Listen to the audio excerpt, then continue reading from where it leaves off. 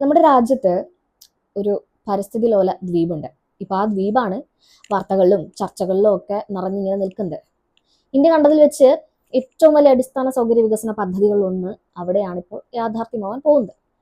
ഇതിനോടനുബന്ധിച്ച് പലരും ചോദിക്കാൻ മടിക്കുന്ന അല്ലെങ്കിൽ മനഃപൂർവ്വം ചോദിക്കാത്തൊരു ചോദ്യം ഇപ്പോഴും ബാക്കിയുണ്ട്.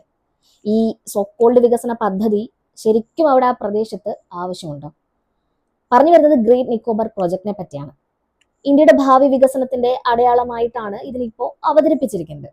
ലോകോത്തര നിലവാരത്തിലുള്ള ഒരു ട്രാൻസ്ഷിപ്മെന്റ് പോർട്ട്, ഇന്റർനാഷണൽ എയർപോർട്ട്, വമ്പൻ പവർ ഇൻഫ്രാസ്ട്രക്ചർ, പിന്നെ ഒരു പുതിയ ടൗൺഷിപ്പ്. അങ്ങനെ കേൾക്കുമ്പോൾ തന്നെ രോമാഞ്ചം പൊളിക്കുന്ന ഒരുപാട് കാര്യങ്ങൾ പദ്ധതിയിൽ ഉൾപ്പെടുത്തിയിട്ടുണ്ട്. ഡെവലപ്പിംഗ് നേഷൻ എന്ന കാലങ്ങളായി നമുക്ക് ചാർത്തപ്പെട്ടിട്ടുള്ള ടാഗ് മാറ്റി ഡെവലപ്ഡ് നേഷൻ എന്ന കടമ്പയിലേക്ക് ചാടിക്കടക്കാനുള്ള വലിയ പദ്ധതിയാണിതെന്ന കാര്യത്തിൽ സംശയമില്ല. അതിനുള്ള ഒരുപാട് സാധ്യതകൾ ഈ പദ്ധതി തുറന്നിടുന്നുണ്ട്. പക്ഷേ ഈ പറഞ്ഞ സംഭവങ്ങളൊക്കെ ഇതിന്റെ ഒരു വശം മാത്രമാണ്. മനഃപൂർവ്വം അവഗണിക്കുന്ന അല്ലെങ്കിൽ കാണാതിരിക്കുന്ന ഒരു വശം കൂടി ഇതിനുണ്ട്. ഗ്രേറ്റ് നിക്കോബാർ എന്ന് പറയുന്നത് മാപ്പിൽ കാണുന്ന ഏതെങ്കിലും ഒരു സാധാരണ ദ്വീപല്ല. ഇന്ത്യയിലെ തന്നെ ഏറ്റവും പരിസ്ഥിതി ലോലമായ പ്രദേശങ്ങളിൽ ഒന്ന്. 2004 സുനാമി വലിയ ദുരന്തം വിതച്ച പ്രദേശങ്ങളിൽ ഒന്നായിരുന്നു ഇത്. ഇപ്പോൾ വേണമെങ്കിലും പ്രകൃതിക്ഷോഭം ഉണ്ടായേക്കാവുന്ന മേഖലകളിൽ ഒന്നാണ് ഈ ഗ്രേറ്റ് നിക്കോബാർ. അതുകൊണ്ട് തന്നെ ഒട്ടും സേഫ് അല്ലാത്ത ഭൂപ്രകൃതിയുള്ള പ്രദേശമായി തന്നെ ഇതിനെ കാണണം. പദ്ധതിയുടെ ചർച്ചകൾ ആരംഭിക്കുമ്പോൾ പോലും ഇതൊന്നും ആർക്കും അറിയാത്ത വിഷയമായിരുന്നില്ല. എന്നിട്ടും മനഃപൂർവ്വം ഇക്കാര്യങ്ങൾ അവഗണിച്ച് പദ്ധതിക്ക് സർക്കാർ അടുപ്പ് കൂട്ടിക്കൊണ്ടേയിരിക്കുകയാണ്. പ്ലാനിന് വേണ്ടി 130-ലധികം ചതുരശ്ര കിലോമീറ്റർ ഭൂമിയാണ് ഉപയോഗിക്കാൻ പോകുന്നത്. അതിനുവേണ്ടി അവിടെ നൂറ്റാണ്ടുകളെ നിലനിൽക്കുന്ന പ്രകൃതിദത്തമായ വലിയൊരു കാടിനെ വിട്ടുതൽക്കേണ്ടി വരും. വെറുതെ കിടക്കുന്ന ഭൂമിയാണെന്ന കാഴ്ചപ്പാടിലാണോ ഇങ്ങനെ ചെയ്യാൻ പോകുന്നതെന്ന് അറിയില്ല.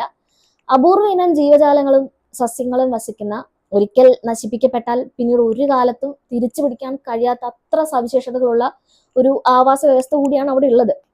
പ്രതികൂലമായിട്ടുള്ള കാരണങ്ങളാണ് മേൽ പറഞ്ഞതെങ്കിൽ ഉറപ്പായും ഇതിനെ അനുകൂലിക്കുന്ന ഒരു വശം കൂടി ഉണ്ടാവല്ലോ. അപ്പൊ അങ്ങനെയുള്ളവർ പറയുന്നത് ഇന്ത്യക്ക് ഇത് അത്യന്താപേക്ഷിതമാണെന്നാണ്.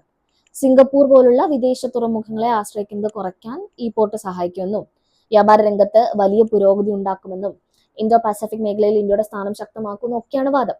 ഇതിലേറെക്കുറെ വസ്തുതകളും ഉണ്ട്. അതൊന്നും ഒറ്റയടിക്ക് തള്ളിക്കളയാനും പറ്റില്ല.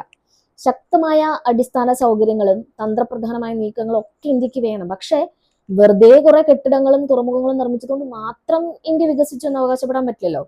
പദ്ധതി നടപ്പാക്കാൻ പറ്റിയ എക്സാക്ട് ഭൂപ്രദേശം ഏതാണ്, അങ്ങനെ ചെയ്യുമ്പോൾ മറുവശത്ത് നമുക്ക് എന്തൊക്കെ നഷ്ടങ്ങൾ സംഭവിക്കുക എന്നൊക്കെ കണക്ക് കൂട്ടിയാലേ വികസനം കംപ്ലീറ്റ് ആവുള്ളൂ.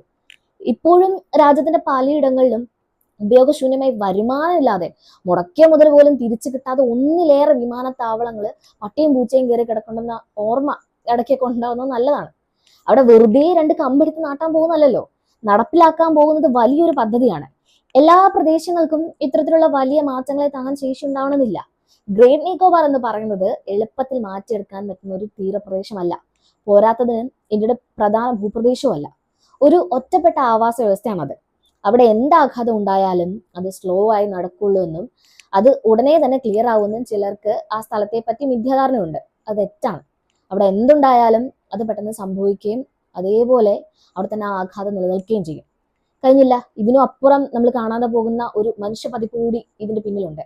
ഈ ദ്വീപ് ഷോംപെൻ വിഭാഗത്തിൽപ്പെട്ട ആദിവാസി സമൂഹത്തിന്റെ ജന്മനാടാണ്. അവരുടെ ജീവിതം അവിടുത്തെ കാടിനോടും മണ്ണിനോടും പൊരുത്തപ്പെട്ടാണ് കിടക്കുന്നത്. അവരെ സംബന്ധിച്ചിടത്തോളം ആധുനിക വികസന മോഡലുകളുമായി പൊരുത്തപ്പെട്ട് ജീവിക്കുന്നത് പ്രയാസമാണ്. അവരെ സംബന്ധിച്ചിടത്തോളം അവരുടെ സ്വാതന്ത്ര്യത്തിലേക്കുള്ള കടന്നുകയറ്റമാണത്.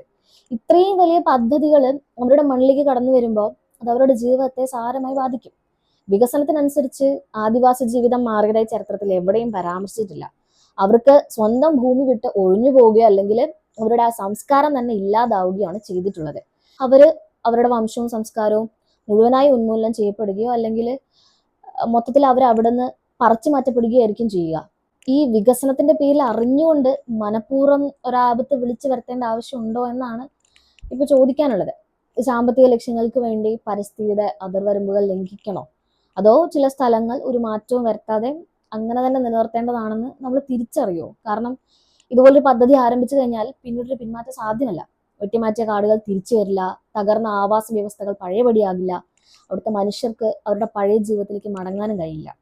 ഇത് വികസനത്തിന് എതിര് നിൽക്കുന്ന ഒന്നുമല്ല, മറിച്ച് ഇത്രയും വലിയൊരു ലക്ഷ്യത്തിന് തെരഞ്ഞെടുത്തത് ശരിയായ സ്ഥലമാണോ എന്ന് ചോദിക്കുക മാത്രമാണ്. കാരണം ഈ ചോദ്യത്തിനുള്ള ഉത്തരം തെറ്റിയാൽ അതിന്റെ പ്രത്യാഘാതം താൽക്കാലികമായിരിക്കില്ല, അത് എന്നേക്കുമായിരിക്കും.